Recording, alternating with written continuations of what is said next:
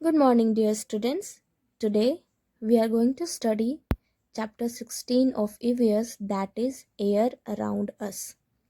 Air, what do you understand by air? Air का मतलब होता है हवा. Around यानी कि आस पास का इलाका. ठीक है, around मतलब हमारे पास. us मतलब हम लोग. तो हवा जो है हमारे पास होता है. ठीक है, ये है चैप्टर का टाइटल और इसको हम लोग स्टडी करेंगे. All right. Air is all around us. Air चारों ओर है. इट इज़ ऑलवेज टचिंग अस. ये ऑलवेज हमको हमेशा टच करता है. ठीक है, जिससे हमें फील होता है. But we cannot see air. हम एयर को फील तो कर सकते हैं, महसूस कर सकते हैं, बट देख नहीं सकते. वी कैनॉट स्मेल इट और टेस्ट इट. हम इसको स्मेल और टेस्ट भी नहीं कर सकते हैं. We can only feel it. हम बस इसको महसूस कर सकते हैं कि हवा हमारे पास है, हवा हमको लग रहा है. ठीक है, ऐसा हो सकता है. Air is very important for us. Air बहुत ही इम्पॉर्टेंट होता है हमारे लिए. It keeps human beings, plants and animals alive on the earth. ये हमको ज़िंदा रखता है. ह्यूमन बींग को, इंसान को, प्लांट को एंड एनिमल को. अलाइव का मतलब होता है जिंदा रखता है अर्थ पर. ठीक है, तो ये हो गए हमारे इंट्रोडक्शन अबाउट एयर. एयर के बारे में हमने इतना जाना. ठीक है, let's move to the next topic. Students, please focus here. Human beings breathe in air through their nose. इंसान जो होते हैं वो कैसे सांस लेते हैं? सांस लेते हैं थ्रू नोज से. ठीक है. Plants take in air through the small pores on their leaves. ठीक है, प्लांट्स जो होता है सांस कैसे लेते हैं? Through their leaves. जो पत्ता होता है ना, उसमें जो छेद सा होता है, उसी के थ्रू प्लांट सांस लेते हैं. Okay. Fish use gills to breathe. Fish, मछली जो होते हैं वो कैसे लेते हैं सांस? गिल्स से, थ्रू गिल्स. ठीक है.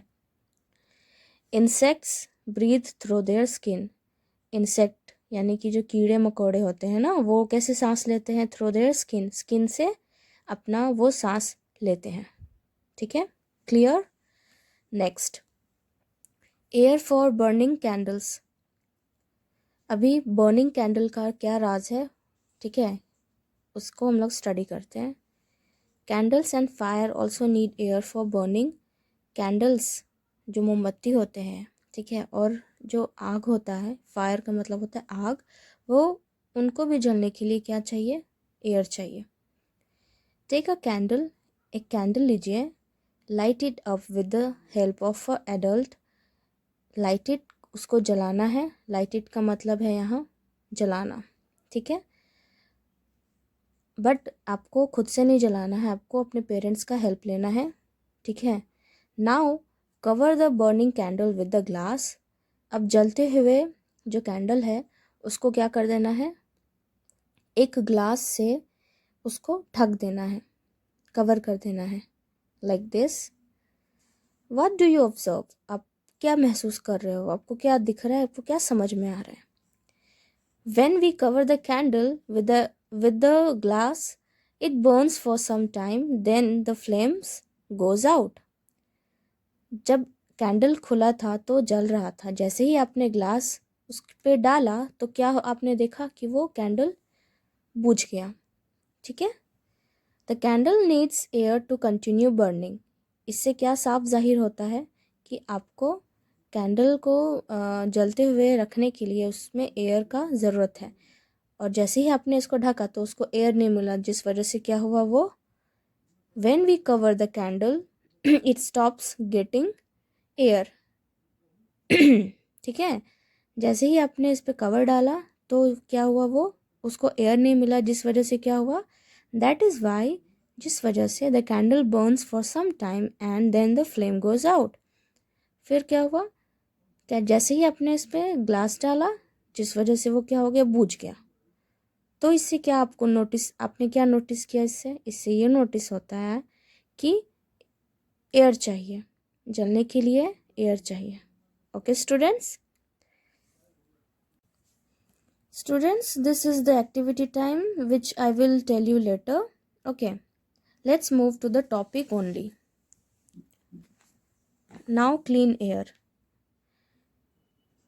Clean, what do you understand by clean? Clean का मतलब होता है साफ एयर, यानी कि स्वच्छ एयर, साफ सुथरा एयर। ठीक है, clean air is good for us to breathe. ठीक है, सांस लेने के लिए, जब भी हम सांस लेते हैं तो उसके लिए एयर का क्वालिटी कैसा होना चाहिए? गुड, साफ होना चाहिए, क्लीन होना चाहिए। Here are many things which we can do to keep the air clean.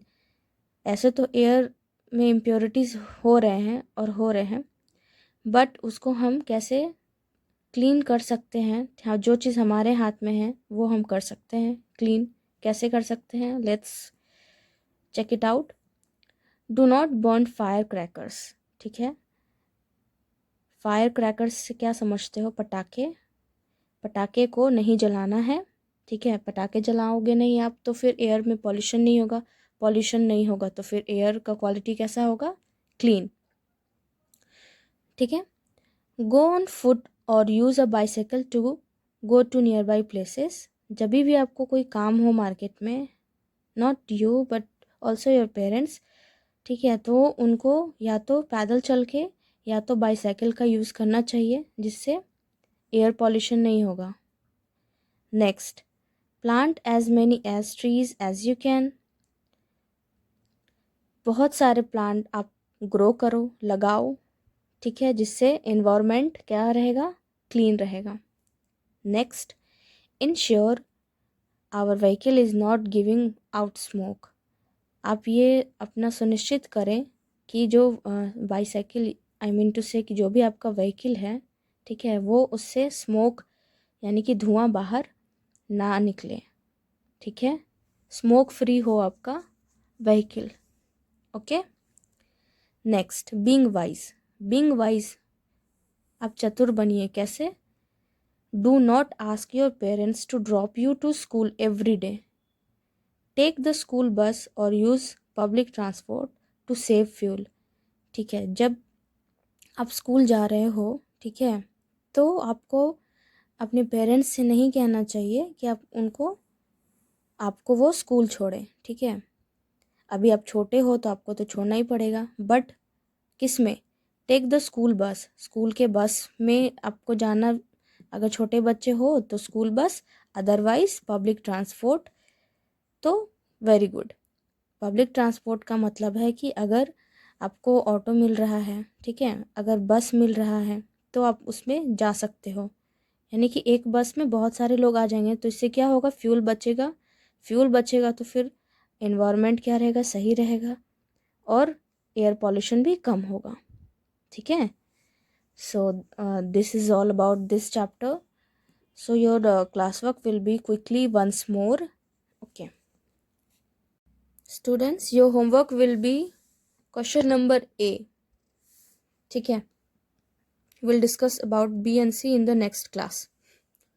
So for now, your classwork quickly once more, and your homework will from exercise question number first, that is A. Question number A will be your homework, fill in the blanks. Okay students, so till then take care and अच्छे से work करो आप लोग। Thank you.